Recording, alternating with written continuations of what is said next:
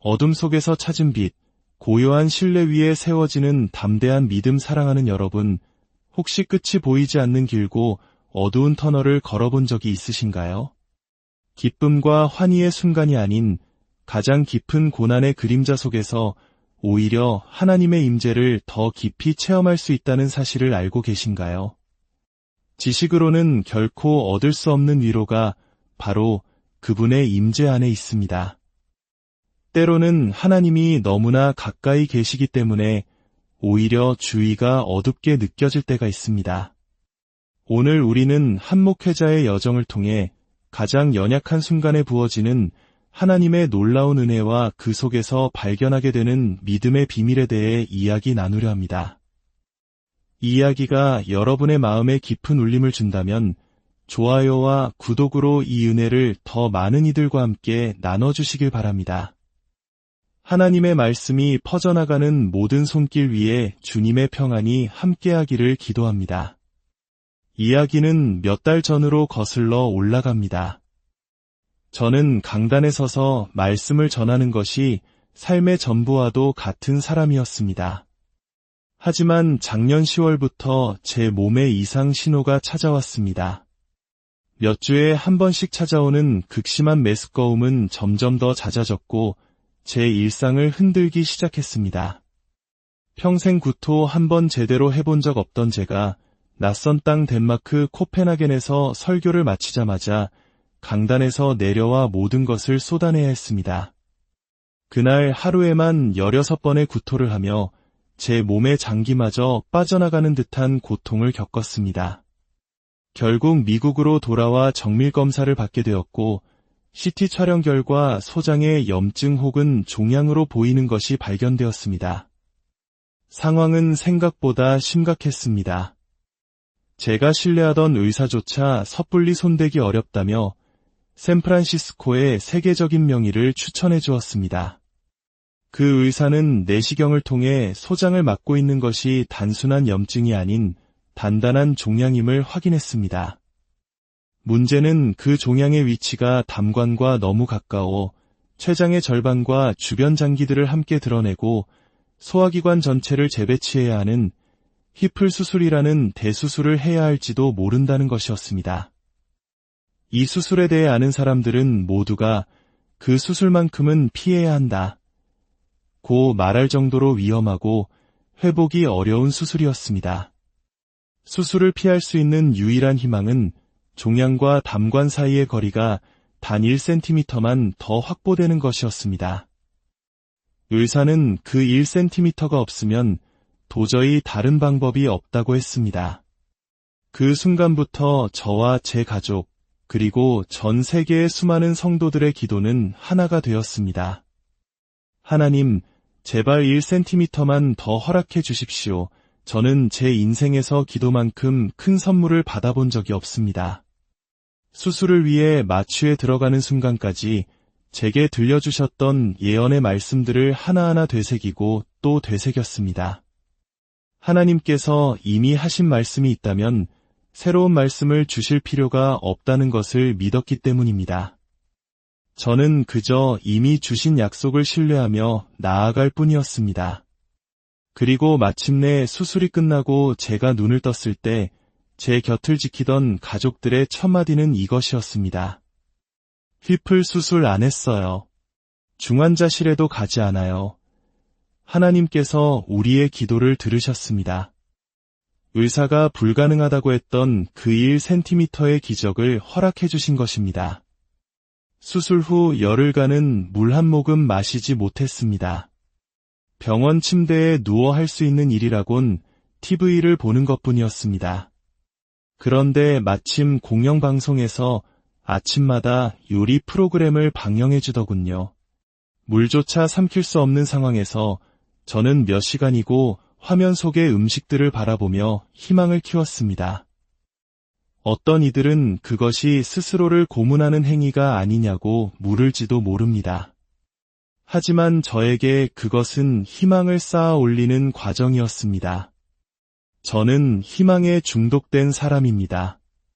희망을 강하게 할 수 있는 일이라면 무엇이든 했습니다. 내가 다시 건강해지면 저 식당에 꼭 가봐야지. 그렇게 저는 마음속으로 맛집 지도를 그리며 회복의 날을 꿈꿨습니다. 저는 제 삶에서 하나님께 라고 묻지 않는 습관이 있습니다. 이런 일이 일어났는지 이유를 아는 것에는 큰 위로가 없지만 그분의 임재 안에는 헤아릴 수 없는 위로가 있기 때문입니다. 우리는 종종 이해할 수 없는 고난 앞에서 너무 빨리 답을 찾으려 하고 그러다 보면 결국 일어난 일에 대해 변명하는 신학이 아닌 하나님의 기적을 가능하게 하는 신학을 놓치게 됩니다. 시편 23편의 말씀처럼 하나님은 저를 푸른 풀밭에 누이시며 쉴만한 물가로 인도하셨습니다. 비록 그곳이 병실 침대였고 마실 수 없는 물잔 앞이었을지라도 말입니다. 그분은 제 영혼을 소생시키셨습니다. 그리고 마침내 저는 깨닫게 되었습니다. 제가 걸어온 이 시간이 사망의 골짜기가 아니라 사망의 그림자가 드리운 골짜기였다는 것을 말입니다. 그림자는 실체가 아닙니다. 그림자가 있다는 것은 빛이 바로 그 근처에 있다는 가장 강력한 증거입니다. 그렇습니다. 하나님의 임재에는 여러 차원이 있으며 어떤 영역은 오직 이 어두운 그림자 속에서만 발견할 수 있습니다. 코리텐붐 여사님의 글처럼 때로는 하나님이 너무나 가까이 계셔서 오히려 어둡게 느껴지는 것뿐입니다. 그분의 날개 그늘 아래 있을 때 우리는 세상의 빛 대신 그분의 임재라는 더 깊은 빛을 경험하게 됩니다. 저는 평생 담대한 믿음을 추구하며 살아왔습니다.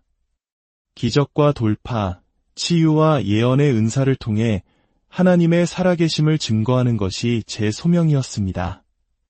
성령의 은사들은 하나님의 능력을 나타내는 통로입니다. 하지만 저는 이 고난의 시간을 통해 성령의 또 다른 역사를 깊이 체험했습니다. 바로 성령의 열매입니다. 성령의 은사가 복수형으로 은사들이라 불리는 것과 달리 성령의 열매는 단수형입니다. 사랑과 희락, 화평과 오래 참음, 자비와 양선, 충성과 온유, 그리고 절제. 이 9가지는 각각 따로 맺히는 것이 아니라 성령께서 우리 안에서 일하실 때 하나의 열매로 함께 나타납니다. 성령의 은사가 돌파를 위한 것이라면 성령의 열매는 인내를 위한 것입니다. 돌파가 일어나기 전까지 우리가 해야 할 일은 바로 인내하며 견디는 것입니다. 그리고 저는 이 여정의 끝에서 가장 중요한 비밀 한 가지를 발견했습니다. 그것은 바로 담대한 믿음은 조용한 신뢰의 어깨 위에 서 있다는 사실입니다. 우리 모두는 담대한 믿음을 원합니다. 불가능을 가능케 하고 세상을 바꾸는 강력한 믿음을 소유하고 싶어 합니다. 하지만 그 담대한 믿음은 어느 날 갑자기 하늘에서 떨어지는 것이 아닙니다. 아무도 보지 않는 고난의 자리에서 응답이 없어 보이는 침묵의 시간 속에서 오직 하나님 한 분만을 바라보며 쌓아 올린 조용한 신뢰라는 단단한 반석 위에서만 피어날 수 있는 꽃과 같습니다. 하늘은 우리의 조용한 신뢰를 보지만 세상은 그 결과로 나타나는 담대한 믿음을 봅니다. 이 둘은 결코 분리될 수 없습니다. 하나님께서는 지금 이 순간에도 여러분 각자의 삶이라는 비밀스러운 장소에서 그 조용한 신뢰를 빚어가고 계십니다. 만약 당신이 지금 어두운 터널을 지나고 있다면 그것은 하나님께서 당신의 삶에 가장 견고하고 안정적인 기초를 놓고 계시다는 증거입니다. 기드온은 수만 명의 적군 앞에서 두려움에 떨었습니다. 하나님은 그런 그에게 두려우냐? 그렇다면 적진으로 내려가 보아라고 말씀하십니다. 가장 두려운 장소, 가장 위험한 그곳에 오히려 두려움을 이길 해답이 있었던 것입니다. 적진의 한복판에서 적들의 입을 통해 자신의 승리를 예언하는 말을 들었을 때 기드온의 두려움은 담대한 용기로 바뀌었습니다. 때로는 우리도 가장 안전하다고 생각하는 울타리를 벗어나 두려움의 한복판으로 걸어 들어가야만 하나님의 음성을 들을 수 있습니다. 사랑하는 여러분, 저는 이 고난의 여정을 통해 그 어느 때보다 하나님의 선하심을 확신하게 되었습니다. 그분은 오직 놀라운 일만을 행하시는 분입니다. 그분의 가까우심이 저를 감동시킵니다. 저의 정체성은 제가 무엇을 하느냐에 있지 않습니다. 저의 정체성은 저의 이름을 부르시는 그분 안에 있습니다. 이제 여러분의 손을 가슴에 얹고 조용히 기도했으면 합니다. 하나님 아버지, 제 삶 속에 조용한 신뢰의 깊고 단단한 기초를 세워주시옵소서. 하늘이 저의 그 신뢰를 기억하게 하시고 세상은 그로 인해 나타나는 담대한 믿음의 역사를 보게 하여 주시옵소서.